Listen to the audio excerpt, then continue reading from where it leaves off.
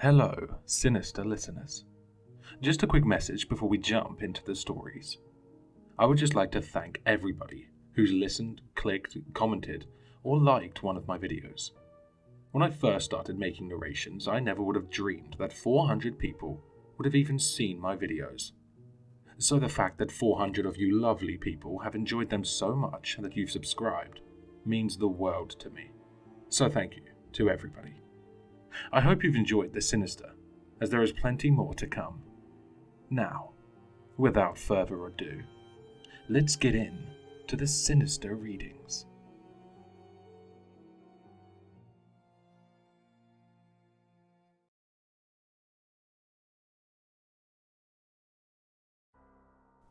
How come I never see Abby during the day? My son, Caleb, asked me one morning, as he was tying his shoes and I was finishing up the dishes. The sunlight through the kitchen windows was warm, but I felt a chill run through me. I turned off the water and slowly turned to look at him. He was not looking at me, focusing hard on the knot technique he hadn't quite mastered, but was exceptionally proud as a 5-year-old to get to do on his own. It seemed to be an almost absent-minded question, and I forced a smile to my face before he looked up. "Who's Abby?" I asked him cautiously. "My sister. I see her when I'm sleeping," he said, finishing on his right shoe and moving on to the left. The chill left me, and I brushed it off as a childish fancy. "That's a dream, my love," I said, turning back towards the dishes. The warmth was coming back to me. "This is different," he said quietly, a second before I turned the water back on. I was plunged back into the frigid cold as his words rattled around in my mind. My husband worked very long hours and would leave early in the morning and come home very late. Some days I never saw him at all, and for a long time it felt like Caleb was my entire world. He began to talk more and more about Abby. It started innocent enough, and I was even willing to make a bit of a game of it. "Mama, I saw Abby last night." "Oh, did you two have fun?" "Yeah, we made sandcastles." He was sad when he went outside to his sandbox and the castles that he expected weren't there. And I tried again to explain to him that they were only dreams. "These are different," he said again, quietly, his eyes becoming a bit misty, but he wouldn't explain more. It became a common refrain whenever I had to remind him that those were just dreams.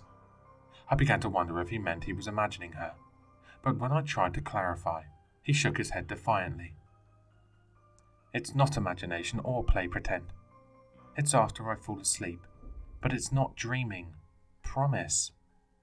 When I asked what he meant, he wouldn't answer, and I could see he was getting frustrated that he didn't know the words to explain it to me. I kept it from my husband. I didn't want to give him any more stress. When he would come home, I could tell he'd been drinking, and he would increasingly fall asleep within minutes, on the rare nights I was still awake when he came in.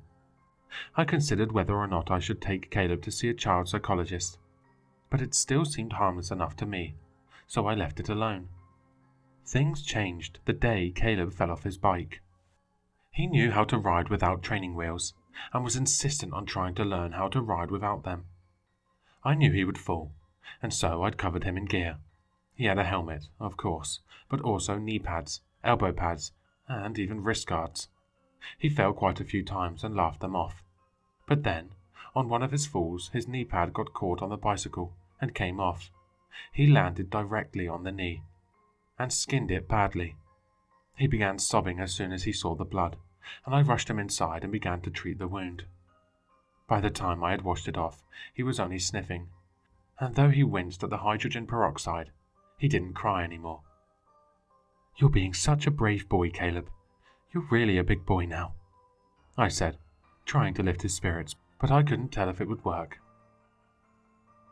"Now I know how Abby feels," he said quietly, almost to himself, as he looked at his skinned knee.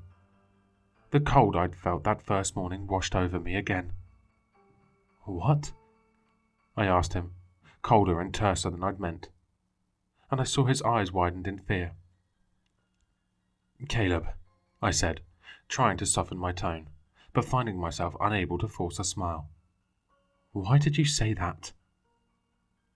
"Abby's all hurt," he said, but wouldn't tell me more, and began crying when I pushed. I was no longer willing to make a game of it, and needed answers. He was sulky all night, and I was feeling frustrated and angry too. When my husband came home, I could tell he saw the difference in me, but he didn't say a word, and instead went to sleep, still smelling of perfume. Caleb stopped talking about Abby, but I could always tell he wanted to. Sometimes things would be fine, and then, as if from nowhere, a change would wash over him, and he'd become quiet. And if I talked to him when he was like that, he got the same scared look in his eyes. Not long after that, he started having nightmares. At first he started by coming into bed with us in the middle of the night, but then he began to cry out in his sleep. My husband would sleep through it, and I'd go and sit in his room until he stopped crying out. Usually it was just whimpers, cries, and small shouts, but sometimes he'd talk. It was never much, only fragments, but it was enough. "No, I don't want to. Abby, stop. Please don't. Abby, I'm scared. Ouch. Abby, that hurts." I started to log them all at first. I'm not sure why. I thought maybe if I felt he needed to go to a psychologist, it would be useful. I stopped the log the night I heard him say, "No, Abby, not Mama." After that, I began to go to church with Caleb every morning to say a prayer. My cold was turning into anger, and I began to wish I could join Caleb in his dreams so I could deal with her and make her stop tormenting my precious boy. Sometimes, as I sat on his bed, watching him twitch and groan, I'd feel a prickling down my neck, like I wasn't alone. It was always coming from his mirror, and I'd be overwhelmed with the sense that if I turned to look, I'd see Abby in the mirror. Though, of course, I never did. Every time she wasn't there, I felt my anger growing. My husband was staying out later and later then, and many nights he'd come home to find me in Caleb's room, before wordlessly heading to bed.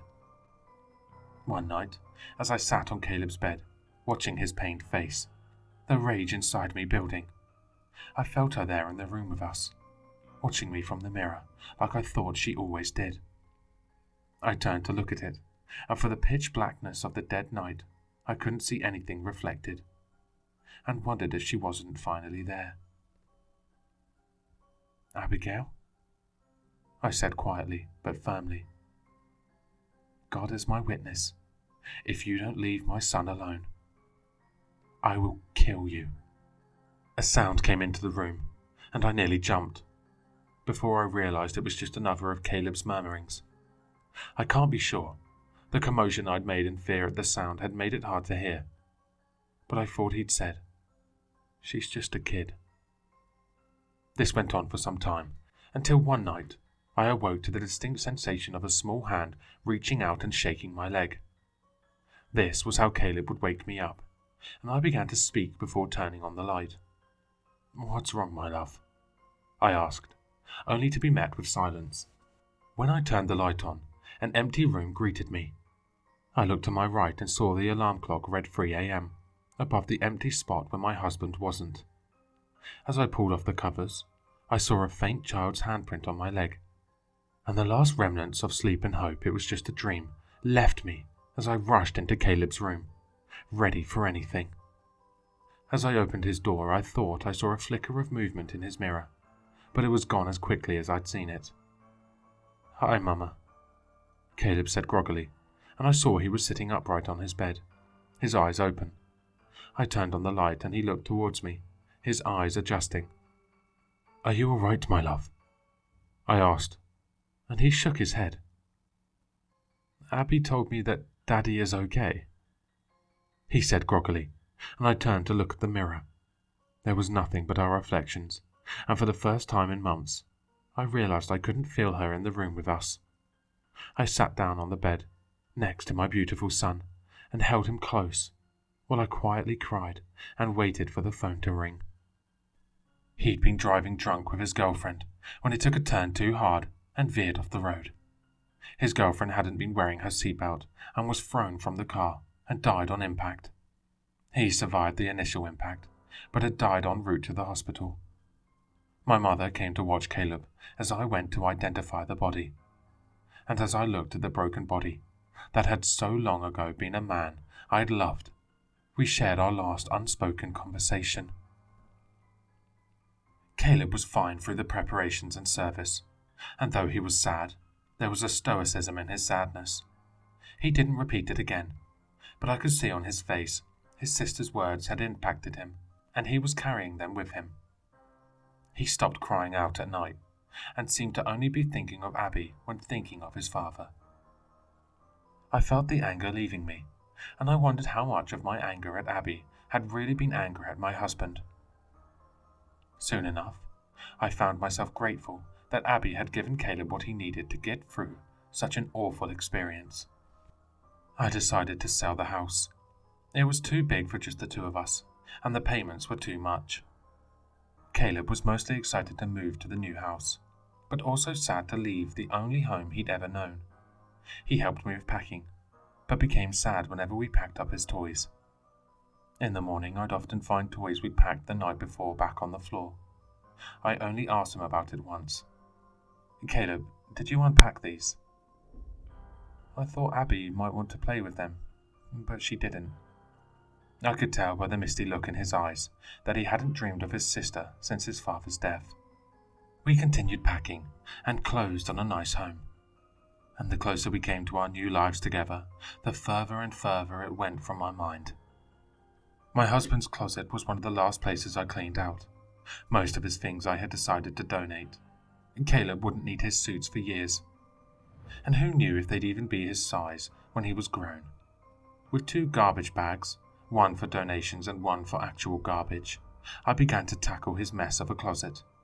Buried in the piles of old clothes and other various debris, I found a cardboard box full of mementos. Old knickknacks from college, photographs of other girls, photographs of me, a trophy from his work baseball league, and an envelope I hadn't realized he'd kept. I opened it as tears came to my eyes as I inspected the black and white photograph. I remembered the night I'd threatened Abby, and I knew I'd misheard Caleb. As I looked over the ultrasound, I decided that if I ever did tell Caleb about my abortion, I wouldn't tell him the name we'd chosen for his older sister.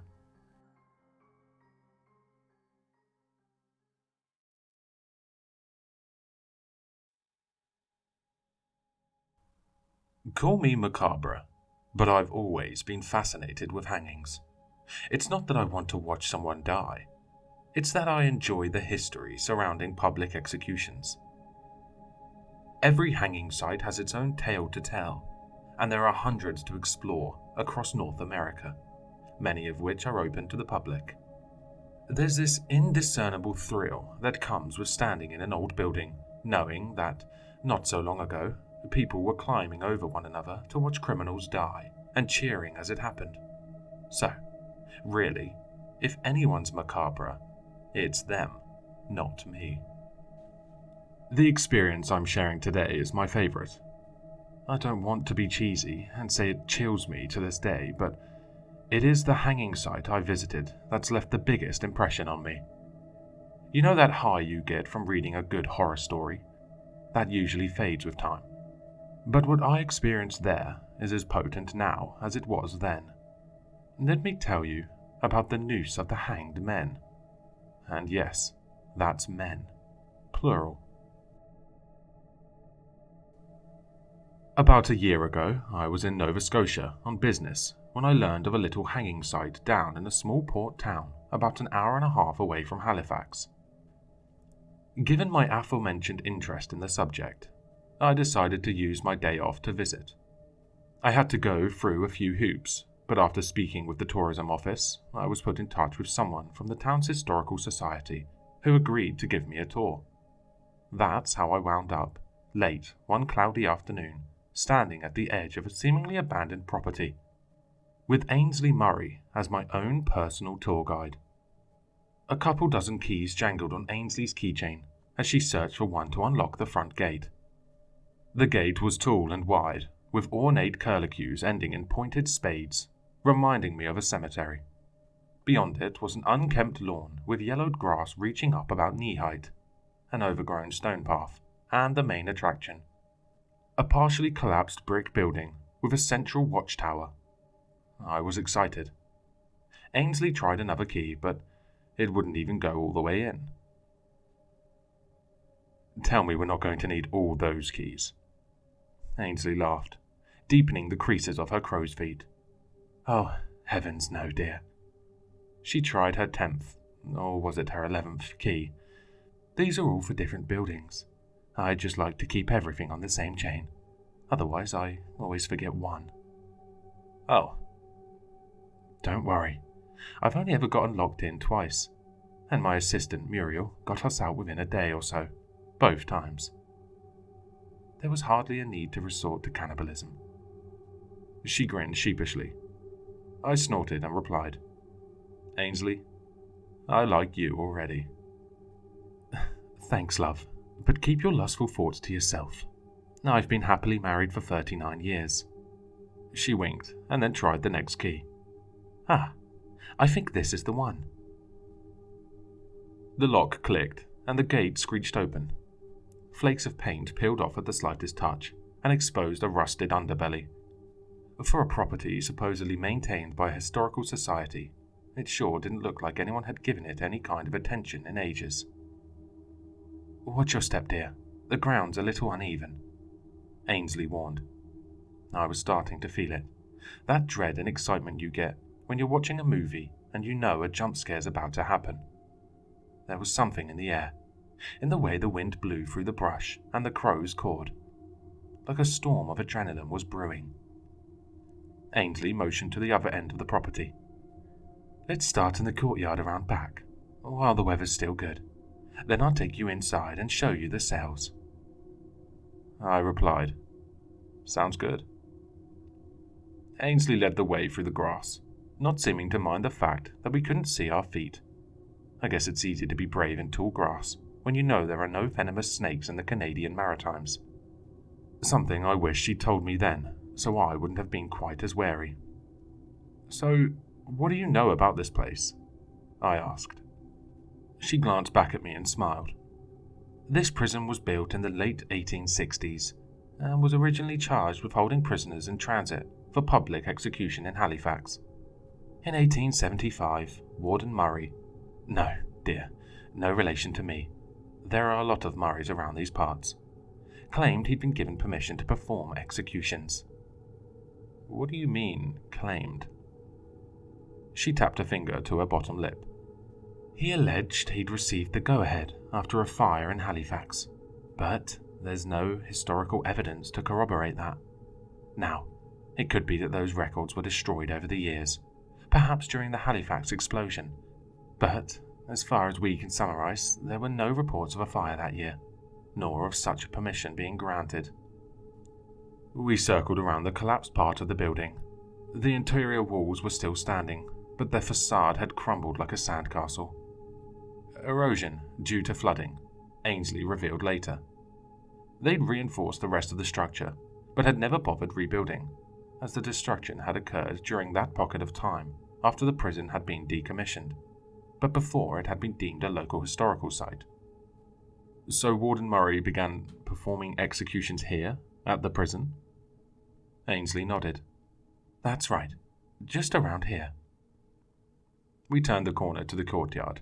The tall grass was interlaced with large patches of dry earth which surrounded the gallows.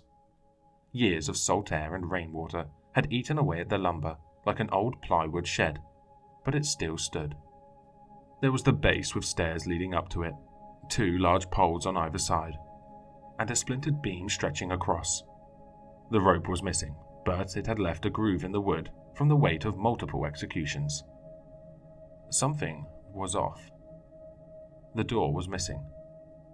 I asked, "You said he'd started in 1875, right?" She nodded. I inspected the structure closer. Maybe the door was blending into the rest of the wood. The more I looked, the more convinced I became that it was missing. There were no seams, just straight planks going all the way across. "But there's no door," I said. My eyes scanned the overhead beam and landed on the spot where the rope would have hung. The groove and discoloration could only be seen along the top quarter. Were they hoisting? In 1875? Ainsley smirked. According to reports, it was Murray's favourite technique. I felt chills of excitement, intertwined with hints of dread. Here's the thing. There are a handful of techniques to hang people. By 1870, most of Canada started adopting the long drop technique. That's the one you're probably most familiar with. The prisoner's standing on the gallows, with a noose around his neck. A door opens under him. He falls, his neck breaks, and he passes out. He suffocates while unconscious, which is considered more humane. Hoisting, on the other hand, is a lot more barbaric. The criminal starts on the ground. A rope gets tossed over a high beam, tied to his neck, and they pull the other end to, you guessed it, hoist a person up by their neck. The process can be excruciatingly painful according to reports from survivors.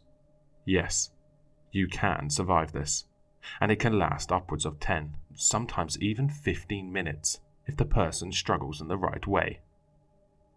That's sick, I said. And yet, you're smiling, she answered. Sorry, I can't help it. She waved a dismissive hand. Don't worry, I'm not judging. She motioned to the courtyard. Hangings are a morbid business, but somehow they always draw people in. They were especially popular here, feeding a need for the local folk who couldn't make it to Halifax. And, according to reports, the warden liked to hold surprise executions. He'd climb to the top of the watchtower early in the morning and ring a bell to signal a hanging. Once the courtyard filled up, he'd ordered the kill. He'd watch from above, waving at the crowd like an emperor at the Colosseum. I looked at the watchtower and felt a knot in my stomach as I saw 3 shapes looking back at me. I blinked, and they were gone. Just the clouds, I told myself. Just dark clouds peeking from the other side of the tower, right? Ainsley, as though reading my mind, leaned in close and whispered, You know, dear, there's a rumour the tower's haunted by a ghost of many faces. I shuddered. You're making that up to mess with me. She shook her head. You can ask around yourself. It's been spotted a few times in recent years. Last I hear, it was seen by a group of teenagers who jumped the fence. A few raindrops fell. What does it look like? I asked. She replied, Some say a fisherman, others say a man in prison garbs. Everyone agrees its face changes every time you look away. 1 second he has a beard, the next he's bald with a scar across his eye, and so on. See? This kind of stuff.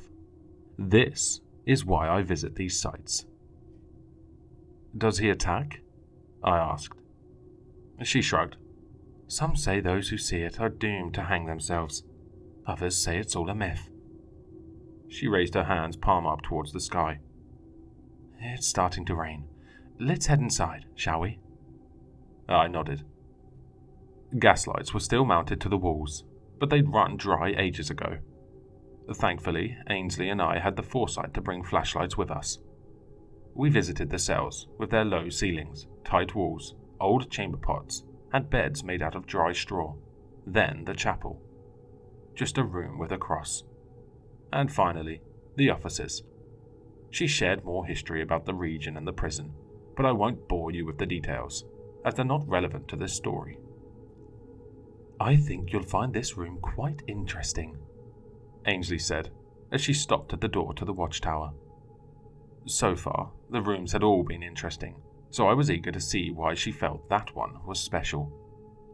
She fumbled with her keychain and began another round of guessing which key fit the lock.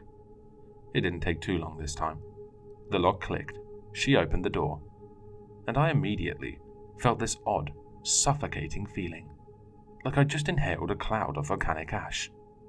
Welcome to the watchtower, Ainsley said.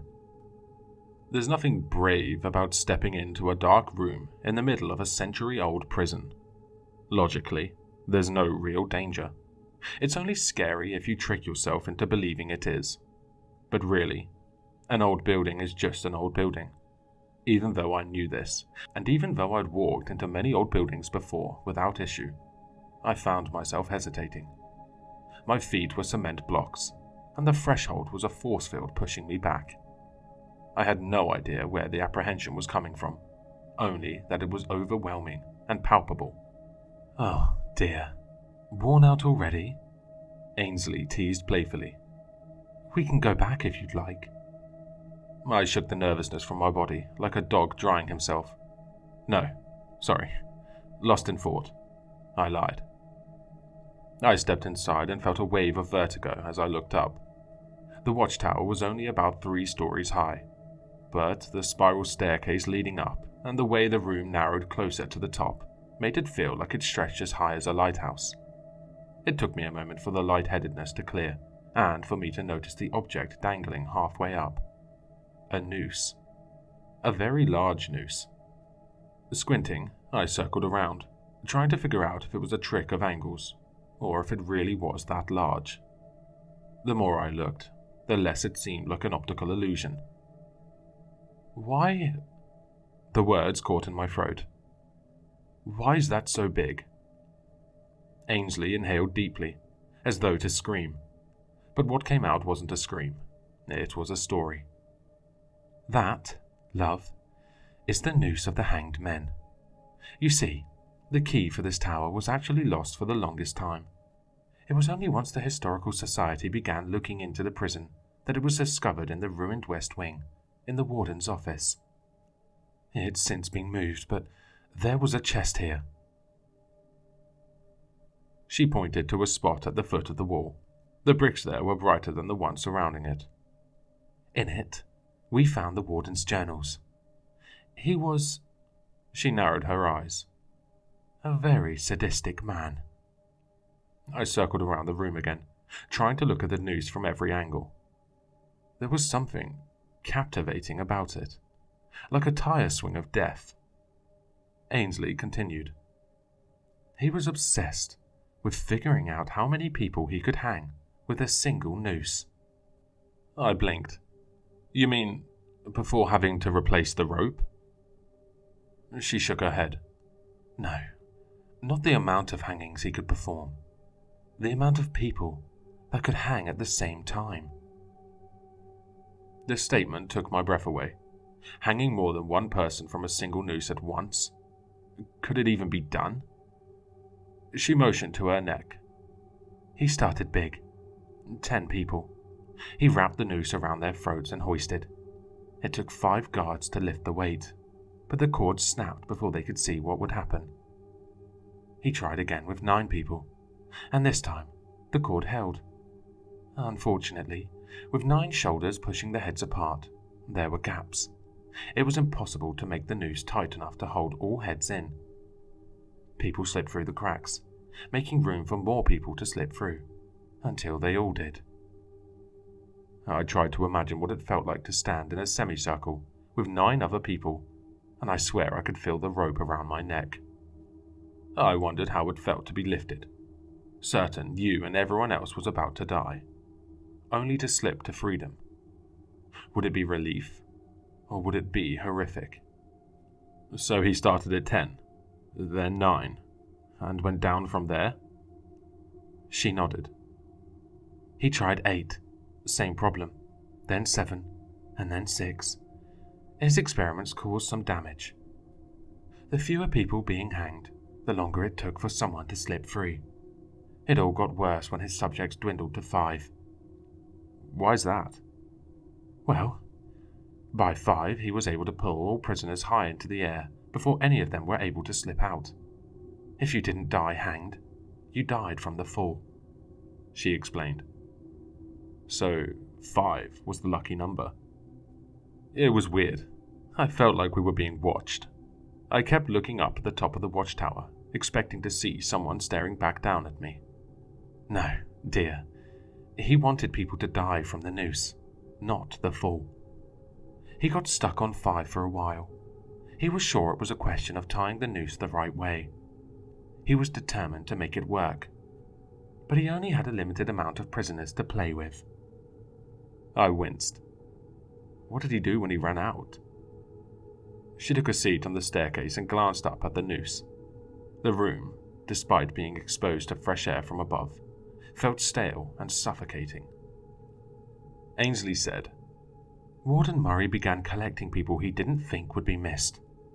Homeless people, transients, anyone who didn't have a family or wandered too close to the prison. I rubbed the back of my neck. Damn. Now, this may be unrelated, but I've uncovered reports of whole families going missing around that time, their belongings untouched, as though they'd been taken in the middle of the night. I can't confirm good old Warden Murray was involved, but it is interesting how the timelines match up. Purely conjecture on my part, of course, but how many transients can you kill before you run out? And still, with all that death, none of this 5-person experiments worked. It felt like a boa constrictor was trying to hug my esophagus. Why was the air here so thick? Murray sounded like a sick bastard. My voice was hoarse. I was dehydrated. Ainsley nodded. He was. It took him months to give up on testing the noose on 5 people. He nearly lost it when he went down to 4, and they still got out. To make matters worse, no one survived the fall at 4. At least at 5, the first person was sometimes able to make it through with broken legs. At 4, it was hopeless. They could hoist them faster, higher, and the fall was too high. As we talked, the noose above began swinging left to right in the breeze. Ainsley explained.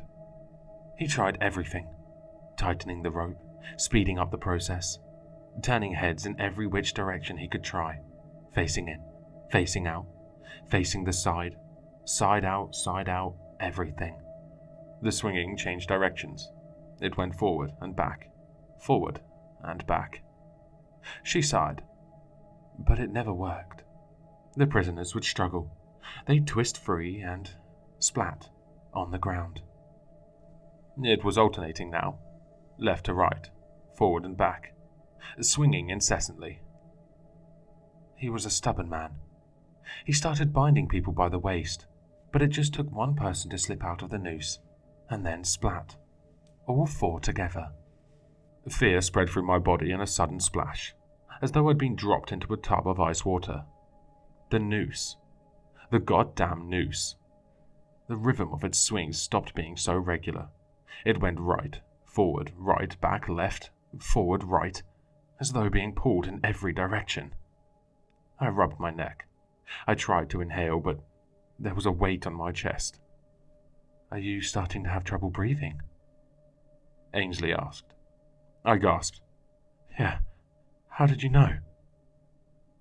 She pointed up at the rope as she walked to the door.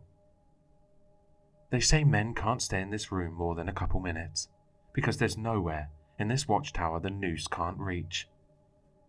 I can't explain it. I really can't, but I was struck with the fear she'd leave and lock the door behind her. Her keys were jangling. She had her hand on the door.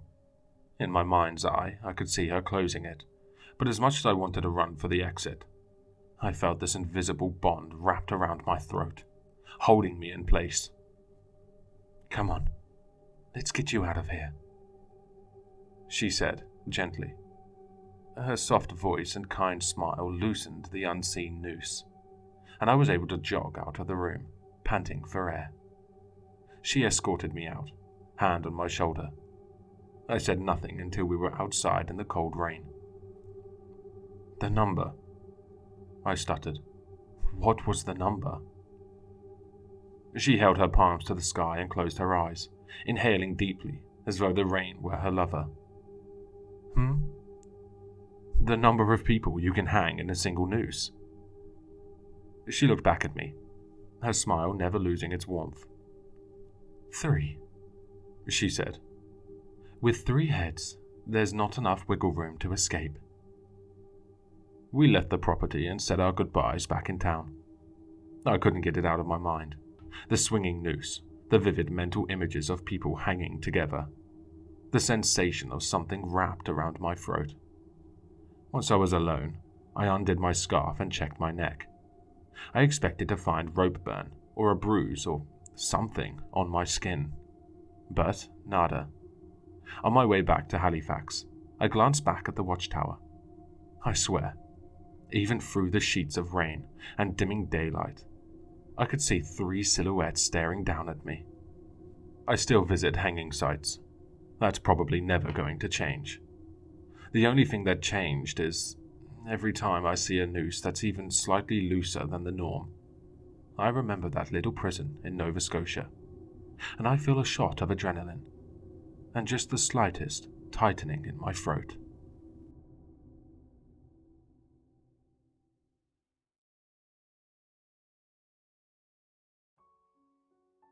This story takes place about 15 years ago, when I was around 12. My mother was a nurse, and my father was a pastor at a tiny little church in our very small woodsy town. I spent many nights stretched out on a pew while my father worked in his office. I'd pass the time by listening to music on my CD player, doing homework or reading. It was boring, but my mum worked late nights at the hospital, and my dad practically lived at the church. And they were much too overprotective to consider letting me stay at home by myself. Still, it never bothered me until this night. After this incident, I pitched quite the fit and didn't give in until my parents finally agreed I could be trusted to stay at home when my dad worked nights at the church. I think they could tell I was truly shaken by what had happened, even if I never told them what that was. I had finished my homework, and I had forgotten my CD player and a book to read, so I was even more bored than usual. I'd already popped into my dad's office to chat with him, but he had sent me out after receiving a late-night call from one of the church members about a personal matter. So I was left wandering between the pews, letting my hand slide along the worn velvet seats, hoping he would wrap it up soon. That's when I heard a child giggling. My initial reaction to this sound was excitement. I assumed a church member and their child were here for some reason and was glad to have some company. But when I turned to the church doors, there was nothing but darkness on the other side of the glass. Only our car was in the parking lot, and the woods beyond looked still and empty. I brushed it off and started to go back to my mindless wondering, when I heard it again. This time it sounded like a little girl, and I thought it might be coming from the nursery at the back of the small auditorium. There was a large glass window in the nursery, facing the pulpit, so that parents soothing their children could still watch the sermon. The curtains were closed, but I could see 2 very small shadows moving within the room. There were definitely a couple of children playing back there. "Hey, what are you guys doing?" I called out. Immediately, the shadows got still. Their heads turned in my direction, and I took a step forward. Both heads ducked down below the window, and I heard the sounds of frantic scrambling to get away. "Hey, it's okay. You're not in trouble or anything," I called out and hurried towards the nursery. By the time I entered the room, however, there was no sign that any children had been there. I was getting more confused by the minute, but I was not yet scared.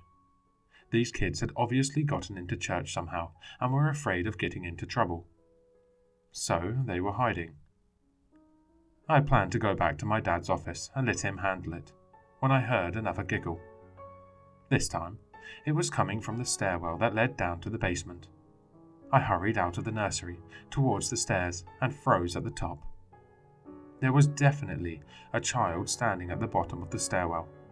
Judging by the size, the child couldn't have been older than 5 or 6.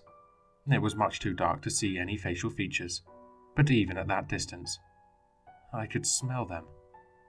I actually stumbled back and held my nose, gagging. The smell was putrid and strong. This kid had obviously not bathed in a very, very long time. The child giggled again, but there was no humor in the sound. The laugh sounded like it was mocking my discomfort and disgust. It annoyed me more than anything. "Look, you're not supposed to be here," I began, and placed my foot on the first step. The child dropped to all 4s and crawled backwards into the darkness of the basement, at lightning speed. This was where I began to feel scared. These kids definitely didn't seem normal anymore, but I figured they were probably just messing with me. My little town was not exactly a safe, happy, family sort of town. Meth was a huge problem, and I know the toll it took on the children of the addicted. I assumed these strange, smelly children were the products of some toothless parent who had passed out on a mouldy couch without even thinking to tuck in their own kids. While annoyed and fearful, I had learned from my parents that the less fortunate deserve kindness and understanding, not judgment and fear. These kids were going to need my father's help. "Hey, why don't you come with me, and my dad can give you and your sister a ride home? Really, he isn't going to be mad." No answer, but I heard the sounds of a door opening and closing. They had obviously gone into one of the classrooms we would occasionally use for Wednesday night classes. I sighed and descended the stairs, pulling my crappy little flashlight pen out of my pocket as I went. There were 3 classrooms in the basement, and I aimed my weak beam of light towards the one closest to the stairs. The door was closed, so I knew the children had to be in there. "Guys, come on out. We can take you home." Will you stay with us? I jumped. The children had spoken perfectly in unison, just like those freaky twins from The Shining. I resisted the urge to dash back up the stairs, screaming for my daddy. I mean, we can drive you home," I responded weakly. But I can't stay here with you." Stay here with us. A synchronized chuckle came from within the room. We can play here. Come play. I should have just left. I should have stopped trying to play the hero and just took off. But I didn't. Instead, I stepped closer to the door, and closer, and closer, until I was right in front of the door. I could hear the children whispering excitedly inside, but I couldn't make out what they were saying.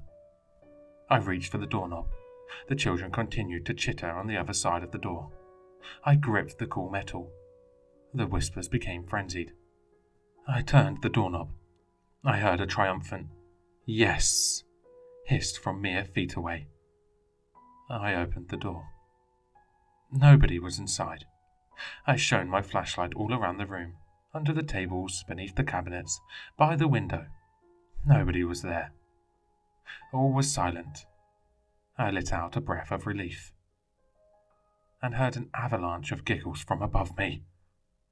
I shone my light high to find the 2 children on all 4s, gripping the tiled ceiling, their necks twisted so they were grinning down at me, cackling madly. I dropped my flashlight and ran. I burst into my father's office in hysterics, demanding he take me home at once. I never returned to that basement again, and I only returned to the building on Sunday mornings when my parents would literally drag me there. But I stopped doing even that the instant I was able. Because on those Sundays, when I was forced to go, when I would pass by that stairwell leading to the basement, I sometimes thought I'd hear a mocking chuckle echo from below. Occasionally, I'd catch a whiff of something putrid. And once, when I dared chance a glimpse down towards the basement below, I saw a tiny, clawed hand emerge from the darkness, beckoning me to come closer.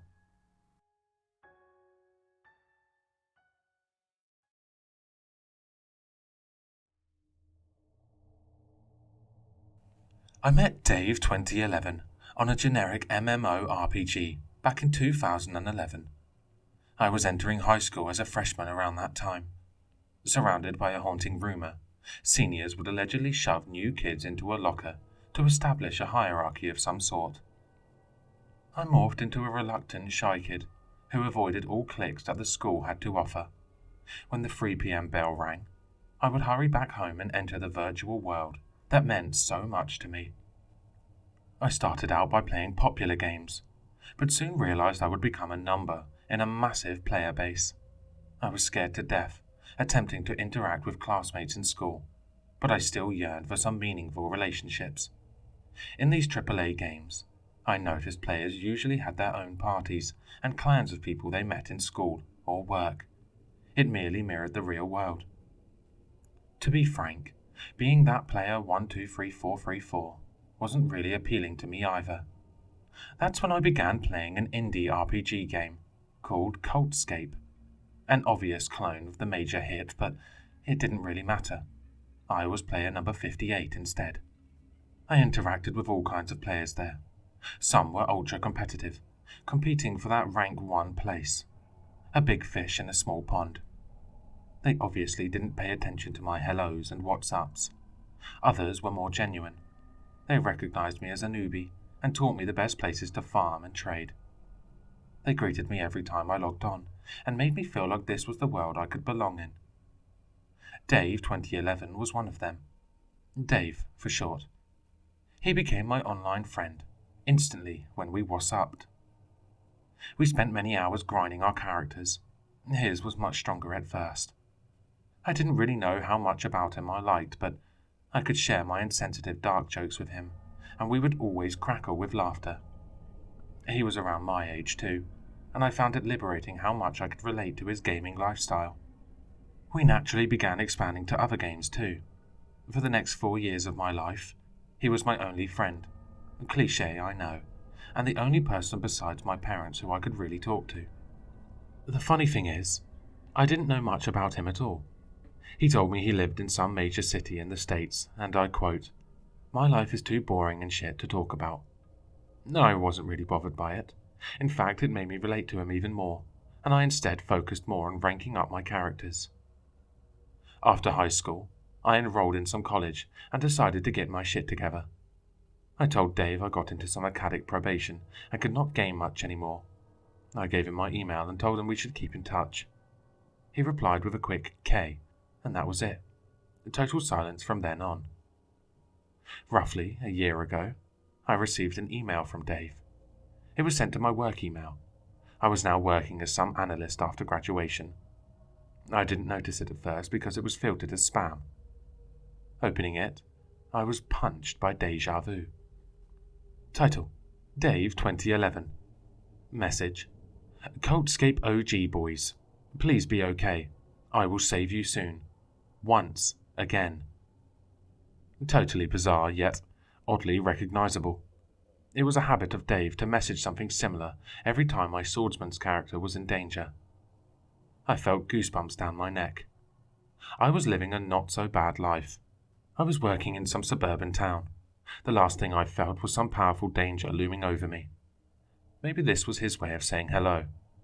He was always a little strange and unpredictable. And how did he have access to my work email? I replied with, "Hey Dave, haven't seen you in a while. How have you been? What do you mean by the message?" I received a reply an hour later. "Nothing much. It's been so long. How have you been? What do you mean?" I was not sure how to respond to this one. I checked the email that was sent to me. 0 mail received. The strange quirky message had disappeared forever.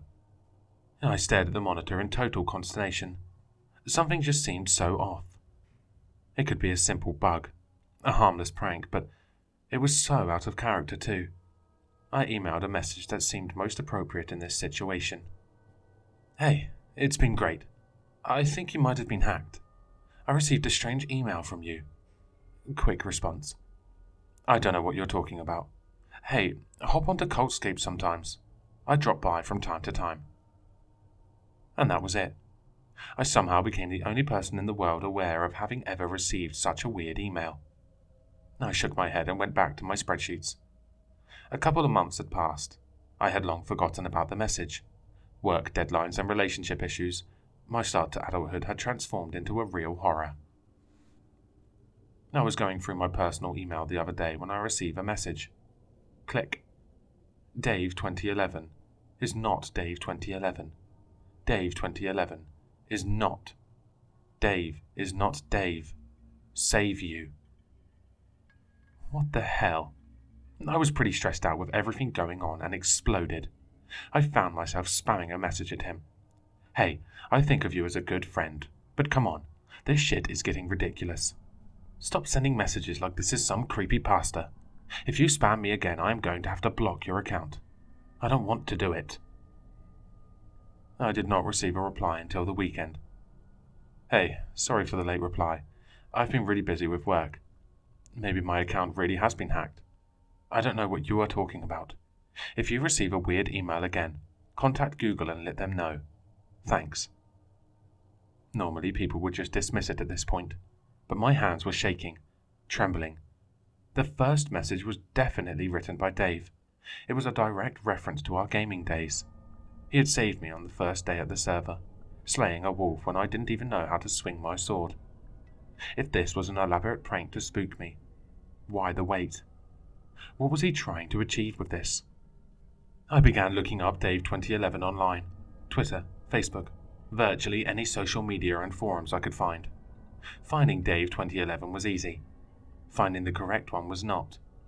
Virtually any Dave who created a user in 2011 could be named with the same. I narrowed it down to some game forums and traced back his route.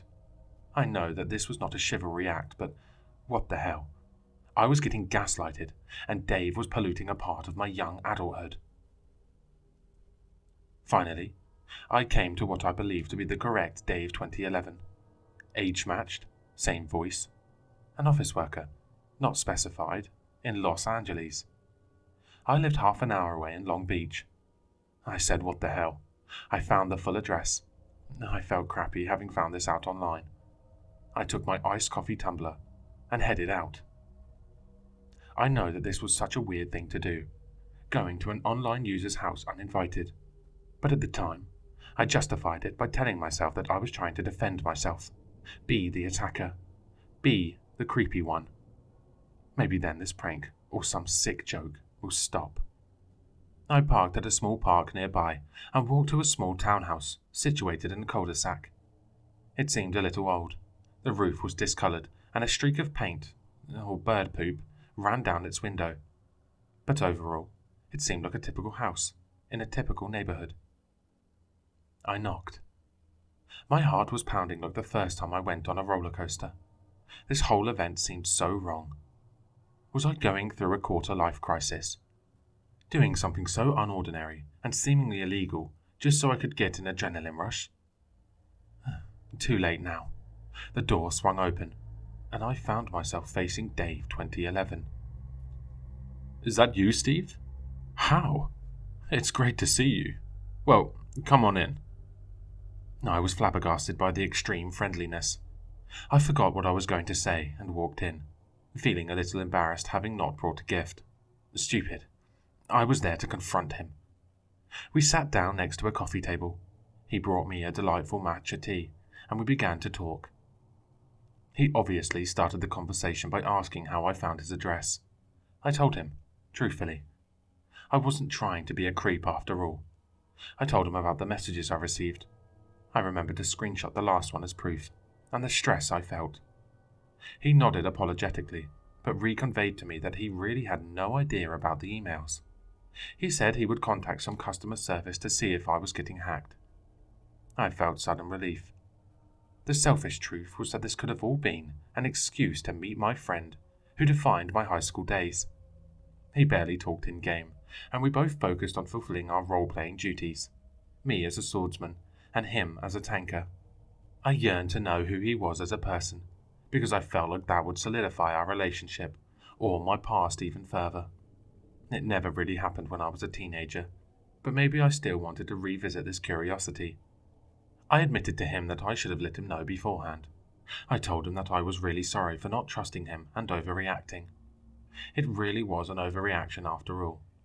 Just a couple of emails turning me into some sort of stalker. It was embarrassing, to say the least. He chuckled like how he would when I told him dark humor jokes. It's all right. I'm just happy to finally see you, man. I know what you mean. We were gaming buddies, but we really bonded. We drank more tea, and I helped myself to some butter cookies. We talked more about some games that we needed to catch up on. It was nostalgic talking about some old games, and of course about Cultscape. He was an active member of prominent RPG community, and laughed about how looking up his personal information would have felt like searching for a needle in a haystack, without the foreign presence. We shared some personal stories too. His co-workers began passive-aggressively bullying him, not speaking to him unless it was absolutely necessary. He lamented about how this had been happening every time he joined a new school or work. As our conversations trailed on, I couldn't help but think back on the first message he sent me, how only Dave could have referred to, "I will save you soon." I tried to erase it off my mind. I was puzzled by my own indecisiveness in judging my friend. After chasing down a dozen irresistible cookies, I felt like it was a good time to go. 2:45 p.m. I've stayed for just a little more than 2 hours. I got up to grab my coat. "Hey, Steve, just before you go, I want to show you my man cave." David grinned. "Been a huge collector of old-school games and consoles. Here, follow me." He beckoned before I could respond. I followed him down the basement. Each step dimmed the staircase a little darker, and a faint smell of ragged clothes loomed around me.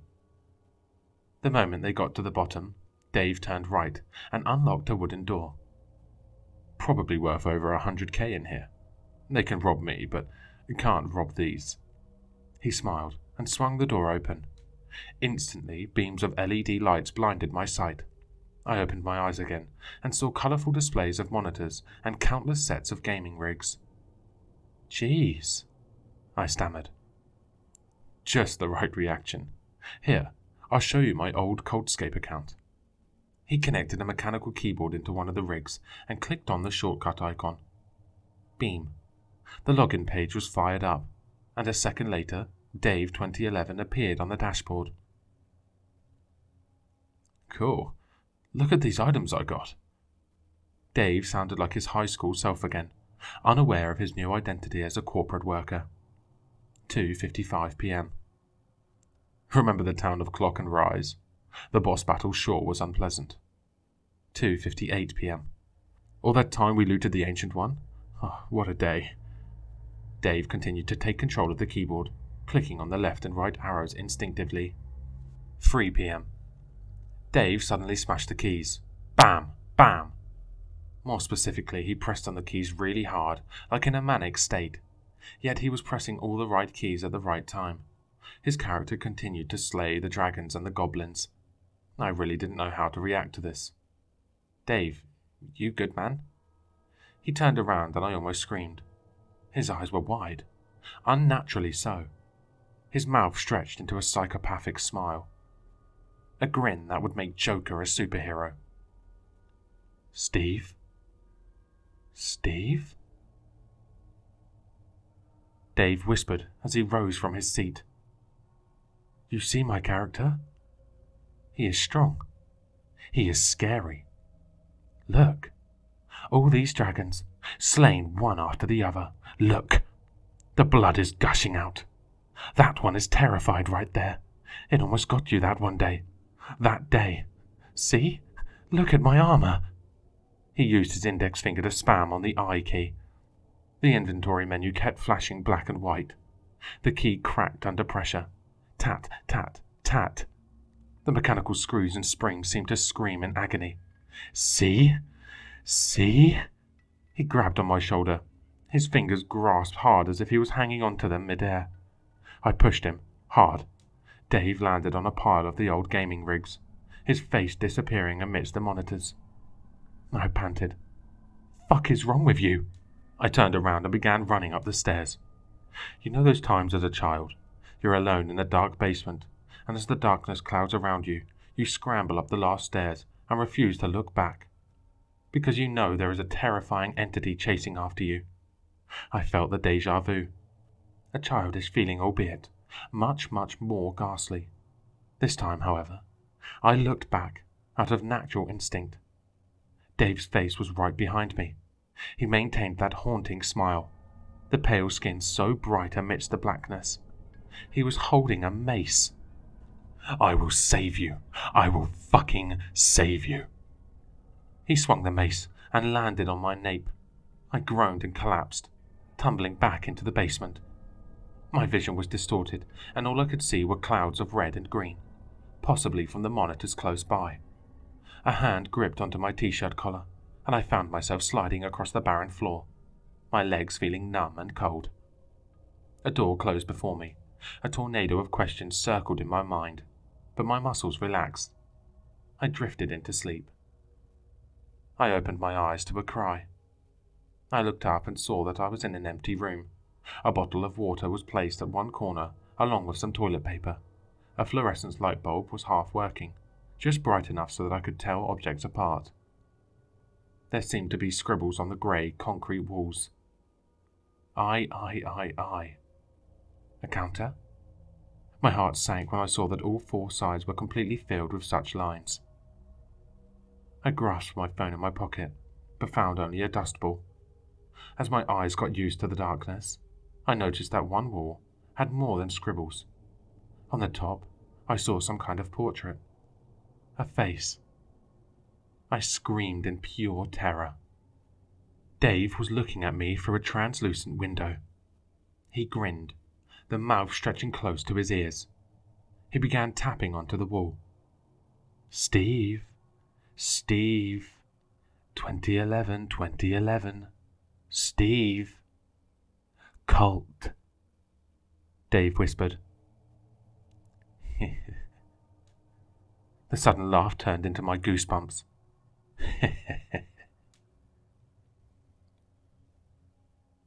I spent that day cowered in fear. I could not move my legs from all the shaking. I still felt dizzy from the attack and the trauma. I could not comprehend this situation, and my brain, thankfully, shut out my emotions and rationality.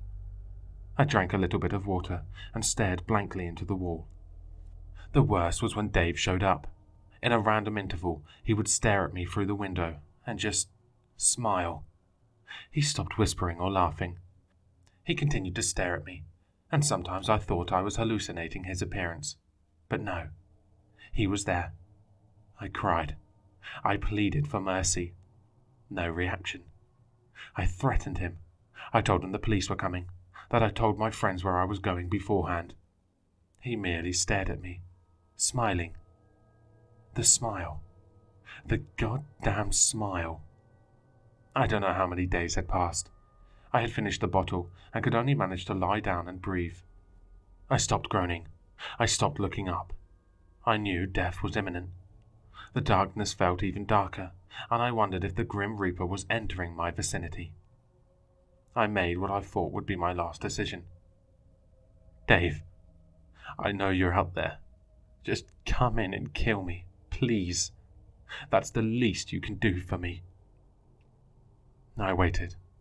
The air was stale, and the silence made me feel even more numb. I used the last bit of energy to turn around and stare at the window. Please, Dave. I saw Dave staring back at me, but this time, he wasn't smiling. His face was contorted in pure fear. A tear rolled down Dave's eyes, and he dried it before he could reach his neck. Cleek. The door opened, and the man who locked him in for days and gave nothing but a haunting smile, hurried inside. Steve, what the hell happened to you? Dave cried. This wasn't meant to be. This wasn't... I thought you left. I thought you left after I showed you my character. He sobbed, and once again, even more profoundly, I had no idea how to react. Come on, lean against me. I will get you out of here. The man who once held a mace held his arm around me. He was gentle and patient as I took a second for each step. Suddenly, something flashed in, and I found myself basking in the sunlight. Tears streamed down my eyes and onto the wooden first floor. I know that this man once attacked and left me to starve to death. A natural reaction should have been to fight him away and sprint out. But the man that stood in front of me seemed as puzzled as I was. Total confusion. Total fear. I just walked towards the front entrance in silence. You want me to come to the hospital with you? God damn it. I can't believe this happened. Dave muttered. I was at the foyer and limping forward. No. That will be okay. You sure, man? I can at least call the taxi for you. Dave offered me as if I had just been woken up after a house party. I really don't know what the hell happened. I didn't think this would happen, I swear. As I was about to mumble some gibberish, I saw the clock. 3 p.m. It really shouldn't have meant anything, but a flashback slammed in my vision. Dave frowned and turned around to see what I was gasping at. Even when I couldn't see the face, I could sense the same ominous presence. Adrenaline kicked in. I sprinted to the front door, twisted the lock, shaking as I was attempting, flung the door open, then stumbled out into freedom. This all happened within seconds, but each heartbeat felt like a long, terrifying minute. I continued to run. Unlike the time in the staircase, I felt light following me instead of shadow. When I was on the opposite side of the cul-de-sac, I turned around. I saw Dave on the front porch. He was smiling. Smiling. Fucking smiling. Thinking back now, I could have done much more. I could have knocked on other houses. I could have screamed for help. But in that instance, all I wanted to do was to get the hell out of the neighborhood and disappear into my comfort zone, known as my apartment. When I got back home, a complete blur of events. I called 911 right away and told the dispatcher everything that happened to me. The sweet voice on the other side of the line assured me that the police would send a task force as soon as they could. I called my girlfriend after, and she came to see me right away. I desperately needed to be with someone. I was terrified of being alone. I kept in contact with the police for as long as I could. Dave, or whoever that person was, had disappeared. His identity could not be traced back, and his landlord insisted that Dave must have committed identity fraud. I moved back into my parents' place for some time, which was very close to the local police station. I spent days researching about Dave, but could not find any information I had not known before. Weeks passed by, and my contact with the police started fading away. I still cannot sleep alone. My hands still tremble as I am typing this. I don't know what has happened to Dave. I am unsure about the importance of 3 p.m. and the change of his personality. I have a few theories in mind, but it seems futile pondering over it. I started logging back into Cultscape. I check every day in the morning and night to see if the status icon beside Dave 2011 is online. It became an uncontrollable obsession. The grey offline status reassures me, but what if one day it turns green? I push this thought away, but check again and again, just in case.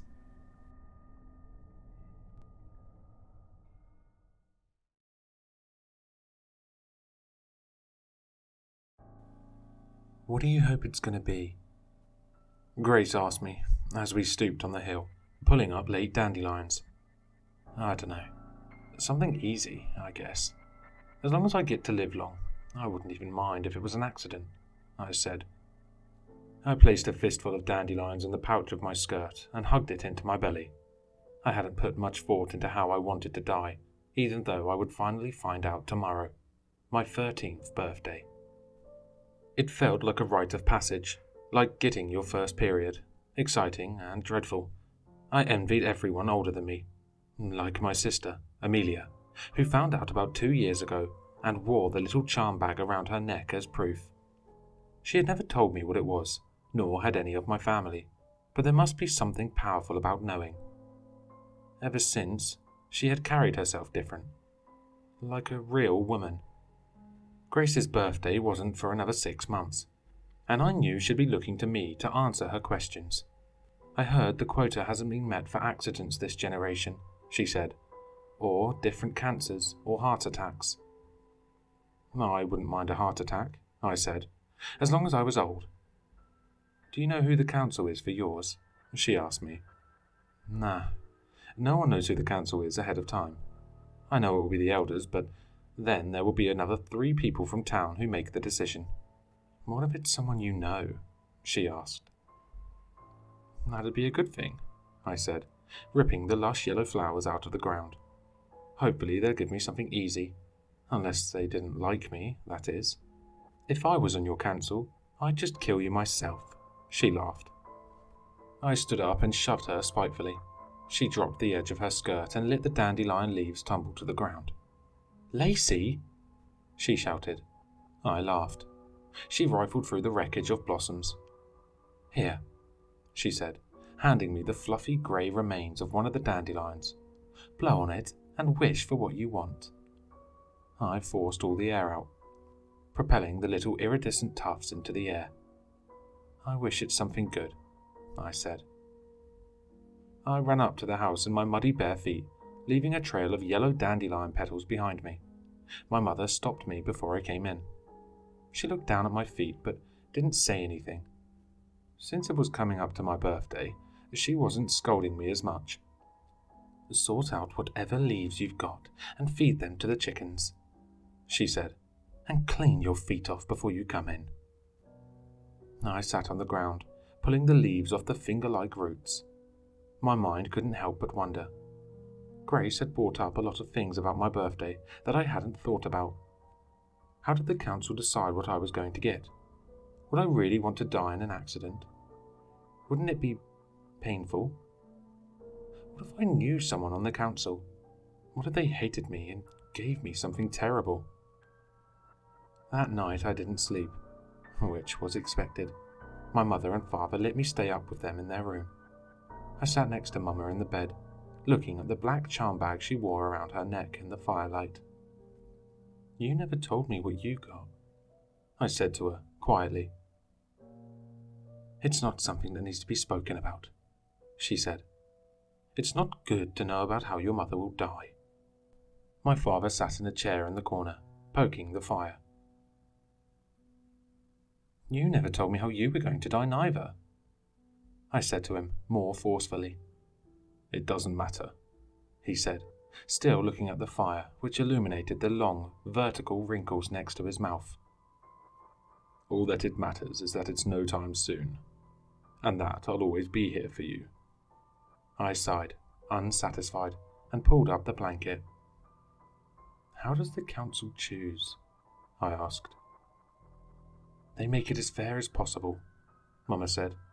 "They look at the quota for each generation and the life expectancy overall, and try to make it balance out for everyone." "I hope I never have to be on anyone's council," I said. "It sounds bad."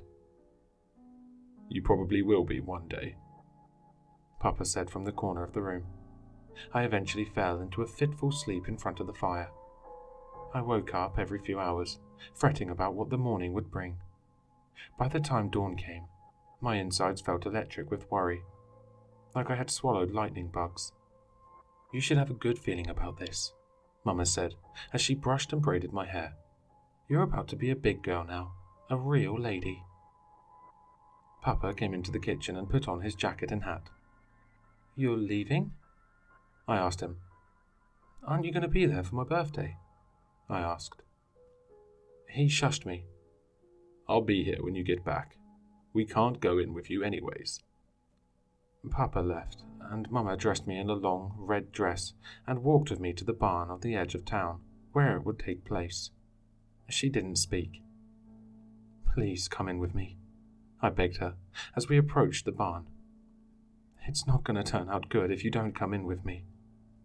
"Lacey, you know I can't," she said. "You're a big girl now. You've got to do it by yourself. It's just how it's done." She steadied my shoulders, and I turned to walk into the barn. I peeled away the door and cast light onto the circle of elders that sat inside, raised on hay bales. Many of them had long, grey, braided hair and looked at me with a soft focus. Before them sat the 3 members of the council. 2 were men from the town that I didn't know. But in the middle was my father. "Papa?" I whispered. I was confused. Was he on the council? "Lacey Brewer," one of the elders spoke. "A council has convened to determine the manner and timing of your death, in line with the keeping of our community. Would the foreman please approach?" My father stood and approached me. Twisted shadows were thrown all down his long, worn face. He stooped down to my level and held out the black flannel charm bag and the slip of paper.